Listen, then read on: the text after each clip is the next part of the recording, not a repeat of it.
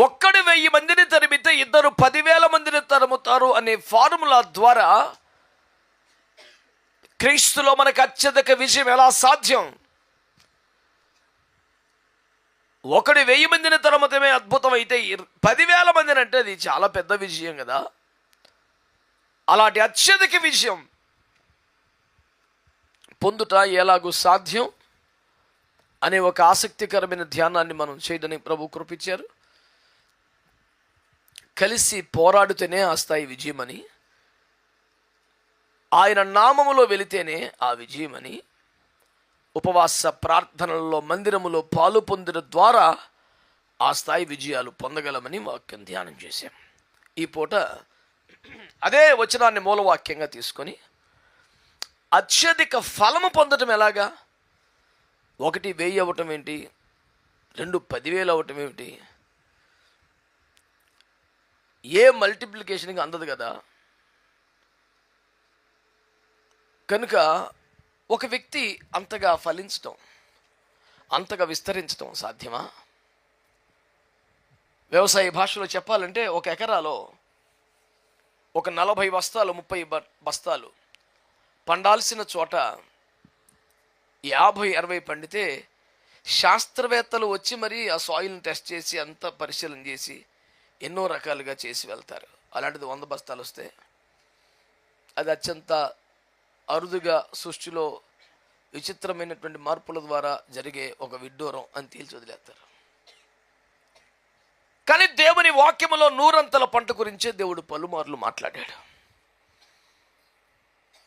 రావాల్సినంత రావడమే అద్భుతంగా మారిపోయిన పాపిష్టి కాలం ఇది. ఎంత వస్తే అంతే అద్భుతమని, ఇదే మన ప్రాప్తం అనుకొని మురిసిపోవలసిన పరిస్థితులు భూమి మీద ఉన్నాయి. అది ఆరోగ్యమైనా, ఆనందమైనా, కుటుంబ ఫలమైనా, ఆర్థిక జీవనమైనా, ఆధ్యాత్మిక అభ్యున్నతైనా, దేవుడు మనకి ఇంత ఇచ్చాడు చాలు, ఎక్కువ ఆశపడద్దు అనే కాడికే జీవితాలు సెటిల్ అయిపోయినాయి. కానీ దేవుని వాక్యం కాలాన్ని బట్టి మారదని, అన్ని కాలంలో ఉన్న వరకు అది సమానంగా వర్తించేదని, దేవుడు అబ్రహాముతో ఏదన్నా ఆ రోజుల్లో మాట్లాడితే ఇది ఈ కాలంలో మనకు కూడా వర్తించే వాక్యమేనని దేవుని వాక్య ఆధారంగా మనం ఒక విశ్వాసాన్ని ఏర్పరచుకున్నాం. ఈ విశ్వాసం నిజంగా నిజమైందేనా, ప్రాక్టికల్దేనా, లేదట ఏదో నమ్మకంలో బతకాలి లేదా చచ్చిపోతాం అని ఇక గుడ్డి నమ్మకంగా బతుకు మెల్లిగా లాగటమేనా? నేను ఒకసారి అడిగాను, అప్లైడ్ మ్యాథమెటిక్స్ గురించి మాట్లాడుతుంటే, అప్లై కానీ మ్యాథమెటిక్స్ ఏంటి, అప్లై చేసే మ్యాథమెటిక్స్ ఏంటి అని అడిగాను. అబ్బా నువ్వన్నీ ఎట్టంటే మాట్లాడతావు లేవా, అది కాదు సబ్జెక్ట్, నీకు అసలు లెక్కలేరావు, నీకు ఎందుకు ఊరుకో అన్నాడు. అట్టగా సార్, ఈ సంభాషణ ఓ చదువు లేనివాడిగా బాగా చదువుకున్న ఆయన దగ్గర నేను కొనసాగిస్తున్నప్పుడు ఒక ఎక్స్టెంట్కి వెళ్ళిన తర్వాత అన్నాడు, every mathematics formula, every system is not applicable to regular common life, do you understand that అన్నాడు. ఆ ముక్క వారి దృష్టికి తేవాలనే నేను అందాక నుంచి అరిచేది. Every formula is not applicable to the life. Of course, మీకు అర్థమైందా? ఈ లోకంలో ఎవ్రీ కాదు, వెరీ ఫ్యూ ఓన్లీ అప్లికబుల్. అన్నీ అలా వినాలంతే. ఎందుకు ఎలాగంటే అదంతే, సైన్స్ నోరు మూసుకుని రాస్తే పాస్ అవుతాం, లేకపోతే పోతాం. నేను ఎప్పుడూ చెప్పేది మళ్ళీ చెప్తున్నాను, మానవుడు కోతి నుండి వచ్చాడు అనే విషయాన్ని ఎవరిని ముఖం చూసి రాశాడో మనకు తెలియదు. కానీ మనమైతే రాయాలా వద్దా పాస్ అవ్వాలంటే? This is absolutely non sense అని మనం రాస్తే మన పేపర్ కొట్టేస్తారు కదాడు. సో మన హృదయంలో ఎక్కడ దాన్ని అంగీకరించకపోయినా, ఒప్పుకోకపోయినా, నిజం కాదనిపిస్తున్నా సచ్చినట్టు రాస్తేనే పాస్ అవుతాం. దేవుడు సృష్టి అని ఇంతగా మాట్లాడి నేను కూడా అది రాసే పాస్ అయ్యాను. అదొక విచిత్రం భూమి మీద, అంతే. డూ యూ బిలీవ్ అంటే నో. మరి ఏం రాసామంటే ఇది రాస్తే పాస్ అవుతానని నమ్మాను. మా తాతగారు కోతిని నేను నమ్మలా. ఇప్పుడు అంతే కదండి, ఎక్కడన్నా కోతి కనపడితే తాతయ్య అని పిలవాలనిపిస్తుందా? ఎందుకు అనిపించింది? చికాకు వస్తుంది. అంటే ఇట్లా లైఫ్కి సంబంధం లేకుండా ఏమండి మన మానవ మస్తిష్కానికి అందని లెక్కలతో, ఉదాహరణకి విశ్వానికి సంబంధించిన లెక్కలు, ఈ కాంతి సంవత్సరం లెక్కలు, ప్రయాణ వేగాలు, ఆ గ్రహం మీద ఒక రోజు అంటే ఎంత, సంవత్సరం అంటే ఎంత, ఇవన్నీ నువ్వు ఎంతసేపు ఆలోచించినా అసలు జీవితానికి ఒక బ్రహ్మ పదార్థం, జడ పదార్థం, విచిత్ర పదార్థం. కానీ కంటదా బట్టి రాయాలి పాస్ అవ్వాలంటే. ఈ ఫిజిక్స్లో ఒకసారి పడితే ఒక యాటమ్ గురించి పట్టుకుంటే జీవితాలు తెర మెంటలు వచ్చేస్తుంది. అదంతే. నీ మార్కులు కాడికి చదివి అది రాసి అమ్మయ్యా ఒక్కసారి పాస్ అయిపోతే మళ్ళీ సబ్జెక్ట్ వద్దు ప్రభు అనిపిస్తుంది. ఏదన్నా టైం పాస్ కోసం చెప్పట్లేదు. ఇలాంటివి ఏవి బైబిల్లో ఉండవు. If there is something in the Bible, it is 100% applicable to your life in any age, in all ages. Doubt challenge అన్నమాట ఇది. అలా రాశారు కదా ఈ కాలం పనిచే సత్యకాలం మాటలయ్యి అని ఒక్కడు చూపించి బైబిల్లో ఏసు రక్తమే చేయం. హల్లెలూయా. నేను ఎలాగైనా ఒకడికి ఇలా అనగానే ఒకడికి విజయం వస్తుంది. కొన్ని పాత్ర మందులు కొన్ని ఉన్నాయి కదా, మరి అదేంటి అనిపిస్తుంది. కానీ అది అప్పుడే చెప్పాడు, ఇవన్నీ సాదృశ్యముగా చెప్పబడ్డాయని, కొన్ని ఆజ్ఞల్ని దిద్దుబాటు కాలం వరకు చెప్పారని. కనుక చిన్నప్పుడు మాకు ఒక డ్రాయింగ్ మాస్టర్ ఉండేవారు. ఈజీగా బొమ్మలు గీయటం ఎలా అని బోర్డు మీద పిచ్చి పిచ్చి గీతలు గీయటం, అంకెలు వేయటం, వాటితో ఏదో బొమ్మలు తయారు చేయటం. అది 100% కంప్లీట్ అయితే కానీ దాని ఆ షేప్ మనకు కరెక్ట్గా రాదు. ఈలోపే పిల్లలం కదా, కిసుకుని నవ్వాం అనుకోండి, ఆయన సీరియస్ వెనక్కి తిరిగి రెగ్యులర్ డైలాగ్, చెరిపోయి ఉన్నాయో కంగారు పడకండి అనేవాడు. బొమ్మంతా గీసిన తర్వాత చెరుపుతో మొదలెడతాడు. ఆ చెరిపోయి అన్నీ పూర్తయితే ఓహో అనిపిస్తుంది. అప్పుడు చాలా అద్భుతంగా ఉంటుంది. దేవుని వాక్యంలో కూడా దిద్దుబాటు జరిగే కాలం వరకు కొన్ని ఆజ్ఞలు నియమించి అందాకి చేయండి, వీటిని సవరిస్తానని ముందే చెప్పి సెట్ చేశాడు. ఆలయాన్ని కట్టించి, నేను ఎప్పుడు రెగ్యులర్గా చెప్పే డైలాగ్ ఇది, కొంతమంది దేవుడు హస్తకృతములకు ఆలయం, మనమే దేవుని ఆలయం అని వీడు ఇప్పుడు కొత్తగా నూతనంగా కనుక్కున్న ఒక ప్రత్యక్షతలకు చెప్తాడు. కానీ అది పాత నిబంధనలో ఫస్ట్లో చెప్పాడు యేసు ప్రభు. వీడికి ఇప్పుడు అర్థమైనట్టు చర్చిలో మందిరాలన్నీ ఏమి లేవు సార్, అది పాత నిబంధన కాలం సార్. కొత్త నిబంధన కాలంలో మనమే దేవుని ఆలయం. ఆలయం లక్షణం ఒక్కటి దగ్గర ఉండదు. ఆలయం లోపల పోగా ఉండదు, ఆలయం పైన అగ్ని తిరిగి అసలు ఏముండదు. He feels that he has all rights to claim that word. 1 Corinthians 3:16, yes, I am the temple of the Holy Ghost. ఈడు ఒక గోస్టు కాదు, హోలీ లేదు ఆడి దగ్గర. ఇట్లా ఒట్టిగా మాట్లాడే వాళ్ళు కుప్పలు తెప్పలు భూమి మీద ఉంటారు. ఏది సెట్ అవ్వదు ఆడికి. కానీ నా దేవుని వాక్యం రాయబడిన ప్రతిదీ కూడా ఏదైతే అన్ని కాలాలకు వర్తించేట్టుగా మాట్లాడాడో అది ఏదో ఆ కాలం నాటి చెప్పారు కానీ జరగదో అనేది ఉండదు. ఆజ్ఞలైనా వాగ్దానాలైనా అనండి అనండి. నువ్వు ప్రేమించి నీ కుమారుని బలిపీఠం మీద పెట్టు అనేది ఆ దుర్మార్గ కాలంలో మాకు ఇప్పుడు కుదరదు. ఇప్పటికైనా సరే బలిపీఠం మీద పెట్టు అంటే అర్థం ఏంటి? సమర్పించు అని. ఆమేన్. ఇలా మార్చారు రేటే అని నువ్వు ఇప్పుడు కొత్తగా ఫీల్ అవ్వద్దు. అప్పుడే సమర్పించిన తర్వాత తీసుకెళ్ళిపో. నరికేయడం కాన్సెప్ట్ కాదు, సమర్పణే కాన్సెప్ట్ అని ఆ రోజున చెప్పాడు ఆదికాండం 22లో. ఇప్పుడు నువ్వు కొత్తగా బేపచ్చని తెలివితేటలు నువ్వు అనుకున్నది ఏమీ లేదు. కనుక పౌలు గారు ఎప్పటికీ సాధించాలని అనుకోవట్లేదంటే నువ్వు ఎక్కువ ఫీల్ అయ్యి మాట్లాడటం నీ ఆరోగ్యానికి మంచిది కాదని నీ భవిష్యత్తును కోరుకున్న సేవకుడిగా నీకు మనవి చేసుకుంటూ, 100 పంట మన జీవితంలో సాధ్యమని మీకు ఒక సత్యాన్ని, ఒక అభూత కల్పనను భ్రమలో కల్పించి మతం అనే మత్తమందులో ముంచి వీధుల్లో ఈ దుర్మార్గాలు ఏమి లేవని వాస్తవంగా ప్రభు నీకు జీవితంలో అంతగా ఆశీర్వాదాన్ని ఇవ్వటం సాధ్యమని జ్ఞాపకం చేస్తున్నాను. ఇప్పుడే ఇందాక పిల్లలతో పంచుకున్నాను. ఒక యవనస్తుడు తీవ్రమైనటువంటి బహునిష్ట కలిగిన విగ్రహారాధన కుటుంబం నుంచి వచ్చాడు. వాళ్ళు బహునిష్ట కలిగిన విగ్రహారాధన భక్తి చేస్తారు. యేసు ప్రభు అన్న ఈ మార్గం అన్న వాళ్ళకి అస్సలు ఇష్టం ఉండదు. ఆ యవనస్తుడు చదువుకోవడానికి ఈ ప్రాంతానికి వచ్చి ప్రభు చేత ఆకర్షించబడ్డాడు, వాక్యంతో పట్టబడ్డాడు, రక్షణ పొందాడు. నేనే బాప్తిస్మం ఇచ్చాను. ఆ తర్వాత ఖరగ్పూర్లో తను పీజీ చేశాడు. ఇంకా హైయర్ స్టడీస్ కోసం జర్మనీ వెళ్ళాడు.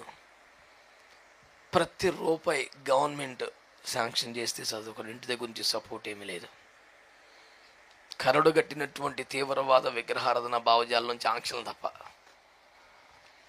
విచిత్రంగా గవర్నమెంట్ ఇచ్చిన ఆ మార్గాల్లోనే చదువుకొని ఆ స్థాయికి వచ్చి ఆ లోన్స్ మీదనే విదేశాలకు వెళ్ళి ప్రతి 5 రూపీస్ కూడా క్యాలిక్యులేట్ చేసుకునేవాడు.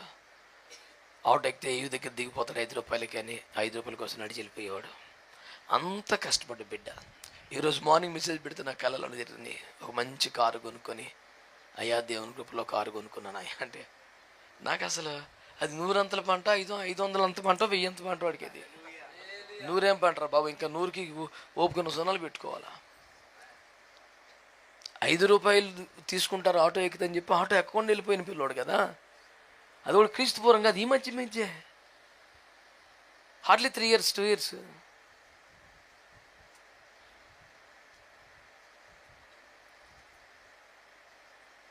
కుటుంబం సపోర్టా, లేదా ఫైనాన్షియల్ బ్యాక్గ్రౌండ్ ఉందా, లేదా ఇంకోటా ఏం లేదు. గాలి ఉన్నాడు మనిషి. ఏ పూట కాపాడు ఒక అద్భుతమే. పోనీ వాళ్ళు కలిసిపోయింది బాబు, ఈ సెమ్ అయిపోయింది చాలరా బాబు, ఈ పేపర్ రాసిన చాలరా బాబు అని ఎప్పటికప్పుడే దండం పెట్టుకునే పరిస్థితి. రేపో మాపో తీసి సబ్మిట్ చేస్తాడు, డాక్టరేట్ పట్టుకుని PhDతో వస్తాడు ఇంటికి.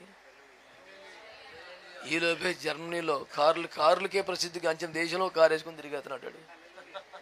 నాకు ఆ ఫోటో చూస్తే అసలు ఎంత ఆశ్చర్యం, ఎంత ఆనందం వేసింది. ఎప్పుడైనా సిటీ చర్చ్కి వచ్చినప్పుడు ఇటు వెళ్ళినప్పుడు ఎకరాని కార్లో తీసుకుపోతేనే మురిసిపోయేవాడు వాడు. చాలా సంతోషపడిపోయా, అయ్యా చాలా థ్యాంక్స్ అయ్యా కారు ఎక్కించుకున్నందుకు. వాడు సొంత కారేసి తిరిగేస్తానంటే ఇప్పుడు ఏసు రక్తం నుంచి. ఇంకా చిన్నపిల్లవాడే, ఇంకా 5 గొట్టలేదు ఏసు రక్తం ఇచ్చి దగ్గరికి వచ్చాడంతే. నేను అంటాను, ఒక దేశానికి ప్రధానమంత్రి అయిపోయాడు యోసేపు. ప్రధానమంత్రి అయినాటికి వయసు 30. ఒక లైఫ్కి అది అంతకన్నా సక్సెస్ ఏంటి చెప్పండి. 30 సంవత్సరం వచ్చేప్పటికి దేశానికి ప్రధానమంత్రి. సక్సెస్ అంతకన్నా చిరునామా ఇంకేం చెప్తావా. అడవిలో గొర్రెలు కాసుకునే పిల్లోడికి ఊర్లో ఇల్లు వచ్చింది, కాలనీ ఇల్లు. ఎంత గొప్ప అద్భుతం. అడవిలో ఉండేవాడికి ఊర్లో ఇల్లు వస్తేనే బేభత్సం అయితే, తన పేరు మీద ఒక నగరాన్ని నిర్మించుకునే రేంజ్కి మనిషి వస్తే ఏమని అంటారు దాన్ని అసలు. క్రీస్తు యేసులో అత్యధిక విజయాన్ని ఇచ్చే దేవుడు అత్యధిక ఫలము కూడా మనకి ఇవ్వగలడు. ఇదొక మత్తు మందు కాదు, ఇది మత పిచ్చి కాదు, అభూత కల్పన కాదు, ప్రజలను ఉద్రేకాల్లో ముంచిపెట్టే స్టెరాయిడ్ సిస్టమ్ కాదు. ఇది యేసయ్య చేయగలిగిన అద్భుతాల స్థాయి. దేవునికి స్తోత్రం కలుగునుగాక. హల్లెలూయా. కనుక దేవుని బిడ్డలారా, నమ్ముట నీ వల్ల అయితే నమ్మువానికి సమస్తము సాధ్యమే. నమ్మువానికి సమస్తము సాధ్యమని యేసుప్రభు చెప్తుంటే మనం మటుకి ముట్టిదే ప్రభావం కనిపిస్తుంది, కానీ నీకైతే సమస్తం సాధ్యమే, నాకేమీ కాదు. ఇప్పుడు ఇలాగ చచ్చిపోయే ఉంది బాధ. ఇప్పుడు మనం అంటాం నీకు సమస్తం సాధ్యం, యేసు అంటే నీకు కూడా సాధ్యమేరా అంటాడు. ముట్టిదే ప్రభా, చిన్నప్పటి నుంచి చూస్తున్నాను కదా, నాకు ఏది కుదురుతలేదు, అన్నీ ఫెయిల్ అయిపోతున్నాయి, ఎక్కడ చెట్టతులు. నాకు కాదు నాన్న, నా ఎందుకు నీకు కూడా సాధ్యమా. ఊరుకోండి ప్రభా, మీరు అలాగే ఎంకరేజ్ చేస్తున్నారు తప్ప ఏం అవ్వట్లేదు. కానీ మనకు కూడా సాధ్యమే. నేను ఎప్పుడు కొన్ని సంవత్సరాలకు, సుమారు 15 సంవత్సరాలుగా ప్రచారం చేస్తున్న ఒక మాట, నిరాకారముగా శూన్యముగా ఉండిన భూమినే దేవుడు మృగములను పశువులను పుట్టించమని ఆజ్ఞాపిస్తే భూమి పుట్టించిందంటే, ఈ భూమి మీద నేను కనబడుతున్న జంతువులన్నీ పుట్టించమని దేవుడు భూమికి ఆజ్ఞాపించాడంట. భూమి పుట్టించిందంట. నిరాకారంగా శూన్యంగా ఉన్న భూమి మళ్ళీ ఒక ఆకారం రావటం బేభత్సం అంటే, దాని మీద గడ్డి చెట్లు మొలవటమే బేభత్సం అంటే, అసలు అదే బేబక్క దేవుడు మాత్రమే చేయగల సృష్టిని చేయటం ఏంటి? అది కూడా మత్తు మందేనా? నమ్మలేనంతగా ఏదో మత్తు ఎక్కేసింది. ఆ మత్తు పేరు అవిశ్వాసం. అది వదిలించుకుంటే నీకు ఇది అర్థమైతే, ఇది మత్తు కాదు, అదే. ప్రభు అందరికి విడుదల కలుగ చేయను కాక. హల్లెలూయా. కనుక అత్యధిక ఫలము సాధ్యమే అనండి. పోనీ పరీక్షల మూమెంట్ కనుక అత్యధిక మార్కులు సాధ్యమే అనండి. మరి నీ ప్యానం ఒప్పిసేత్తలేదు బాబు, నువ్వే అనకపోతే ఇంకెవడంటాడు రా నాయన. చదువుకునే పిల్లగాళ్ళు ఇట తయారయ్యారేంట్రా.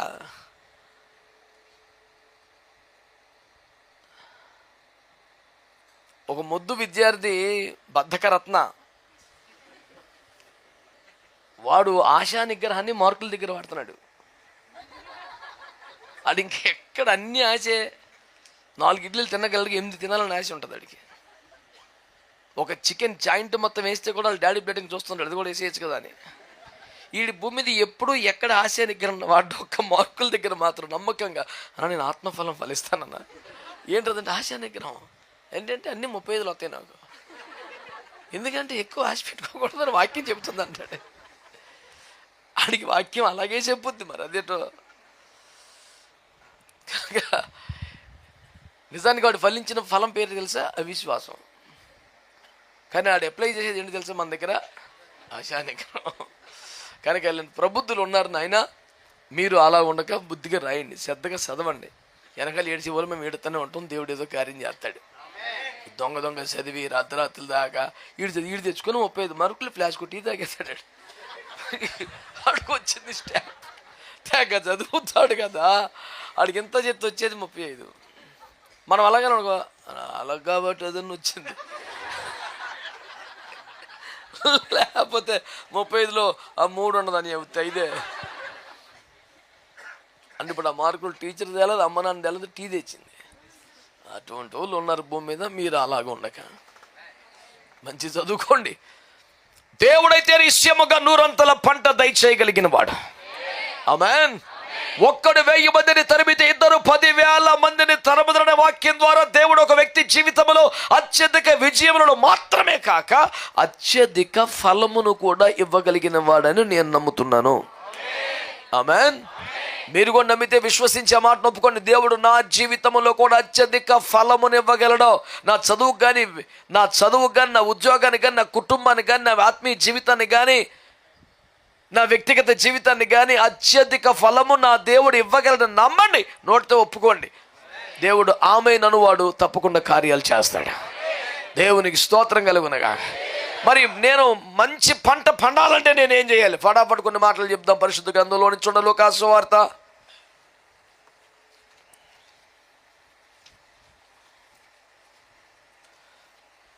28వ అధ్యాయం ఉండదు కనుక 8వ అధ్యాయం తీయండి. బైబిల్ సింపేషలో ఉన్నాడు ఒక్కొక్కడు. 8వ అధ్యాయం 8వ వచనం చదవండి. మరికొన్ని మంచి నేలను పడెను, అవి మొలిచి 100 ఫలించినను. 100 ఫలించిన విత్తనం మేలు జాతి విత్తనమా? నా వైపు చూడండి. కొన్ని మంచి నేల, కొన్ని త్రోవ పక్కన, కొన్ని ముండ్ల తుప్పలు, కొన్ని రాతి నేల. నేల మారిందా? విత్తనం మారిందా? నేలే. అదే విత్తనం విత్తిన రైతు ఒక్కడే, విత్తబడిన విత్తనం ఒకటే. సాయిల్ని బట్టి ఫలం మారింది. ఏమంటారు? అవునా కాదా? అంటే ఎంత మంచి విత్తనమైన సరైన ప్లేస్లో పడకపోతే చెప్పండి, ఫలము ఇక్కడ వాక్యంలో ఉంది. మంచి నేలలో పడిన విత్తనం అయితే చెప్పండి 100 పంట. ఏ తగులుతుందో తెలియదు కాబట్టి చాలామంది ప్రార్థనలు 30 కానీ 60 కానీ 100 కానీ ఫలింపు చేయి. అది ఏదో ఒకటి తగులుతుందా ఏసు రక్తం ఏది చేయమని. నాకు మట్టికి ఎందుకు 30 60 ఎందుకు ప్రభా 100 ప్రార్థన చేస్తాను సింపుల్గా. ప్రభా మరి 30 గాను వేస్తాడు గాలం అంతా ఏసు రక్తం ఏదోటి తగలపోద్దా అని. నువ్వు చేసే ప్రార్థన నీకే క్లారిటీ లేపుతలగా.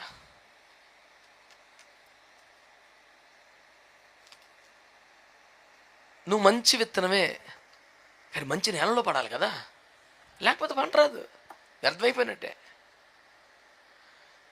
100 పంట నీకు రావాలంటే రాసి పెట్టుకో గుండెల్లో, నువ్వు మంచి నేలలో పడితేనే ఆ ఫలం వస్తుంది. ఆడబడతాడు ఉండి ఏదో ఒక నామకార్థ బోధలో ఉండి, నామకార్థ సంఘంలో ఉండి, ఆచార సంబంధించిన భక్తిని చేస్తూ, ఏమండి ప్రభు 100 పంటనిస్తున్నాను వాగ్దానం చేసావు కదా నాయన అంటే, ప్రభు అన్నాడు నువ్వు రాతి నెలనే ఉండి 100 పంట ఎట్టొచ్చుతాను, ఎండొచ్చే లోపు పచ్చగా ఉంటాయి, ఎండొస్తే మేడైపోతావు. నువ్వు ముళ్ళ తుప్పలో పడ్డావు అనుకో, పచ్చగా ఏపుగా ఎదుగుతుంటే బేబచ్చలు ఉంటావు, అణిచివేయబడతావు.